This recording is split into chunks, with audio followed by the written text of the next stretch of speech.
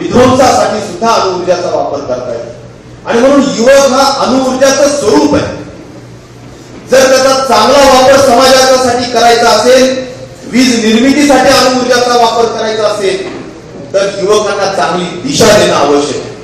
आणि मी आपल्या सगळ्या युवक राष्ट्रवादीला मी विश्वासाने सांगू इच्छितो की आदरणीय शरद पवार साहेबांच्या, आदरणीय अजितदादांच्या नेतृत्वाखाली काम करत असलेला हा राष्ट्रवादी काँग्रेस पक्ष निश्चित प्रकारे आपल्या उद्याचं भविष्य असलेल्या या युवकाला चांगली दिशा देण्याचं काम करत आहे।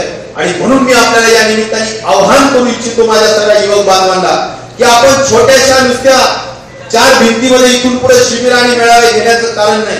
इथून पुढे आमच्या पूर्व विदर्भामध्ये सुद्धा मोठे मेळावे झाले पाहिजे, हजारोच्या लाखोच्या संख्येने झाले पाहिजे। आणि त्यासाठी मोठ्या संख्येने युवकांनी राष्ट्रवादीमध्ये सहभागी करून घेण्याच्या दृष्टिकोनातून आपण सगळ्यांनी त्यामध्ये मोठ्या पद्धतीने सहभाग नोंदवला पाहिजे।